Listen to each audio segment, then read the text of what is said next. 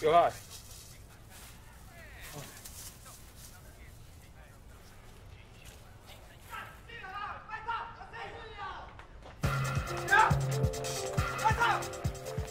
The festival came about because we had access to a series of films which had been recently released by the Taiwan government. So we had a set of films from the last 4 decades and realised that there really wasn't much of a space for Taiwan film in Australia. And as part of our core vision at CRW to engage with all aspects of the Chinese cultural world, we thought, well, with the resources we have, we could put together a film festival, which, to my knowledge, hasn't actually happened in Australia. I don't think there's been a Taiwan Film Festival, despite the fact that there's numerous festivals for different cinemas from around the world.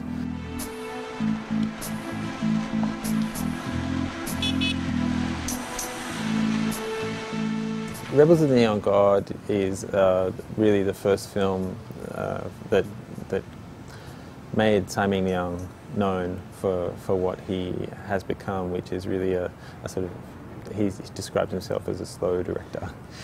There's a kind of monotony, there's a sort of beat and a pulse. There's a digital soundtrack which is really inspired by the arcade games of that era, and the characters in the film often they're shown at night, and they're moving around the streets, they're moving in and out of arcades, and there's that sense of that 90s digital urban culture. And so his idea for the film was really based on trying to capture something alternative about urban youth at that time, and something uncertain. The film opens with a scene of these two friends basically breaking into a telephone box and stealing a bunch of money with a power screwdriver sort of thing.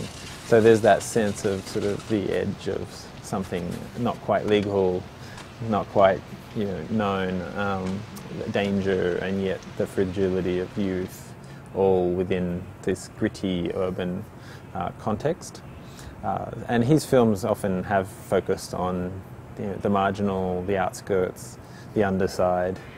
On Friday night for the opening, there's A City of Sadness, which is really probably one of the all-time masterpieces of Taiwanese recent cinema. And I would say even in terms of world cinema, it's really quite amazing. So on Saturday night, we've got Monga, which was incredibly successful and outsold Avatar at the box office. One of the reasons for that is that it has a star-studded cast of young, good-looking, very popular actors, but the film itself also deals with a really high action story which has a bit of everything. There's romance, there's action, there's the tension within the young gang members, and then visually the film itself is very lush. Very, very saturated colours, a lot of scenes of a particular area of Taipei which is a bit old, a bit rough around the edges, and the story also is reflecting change. There's definitely a cinematic Asian action movie legacy which is there, and you can see that also in the fact that the actors and the characters are so cool, like the way they're dressed, the way that they act. There's a real sense of contemporary style and a real cool aspect about them, which comes also from things like manga and the influence of some Japanese contemporary culture probably.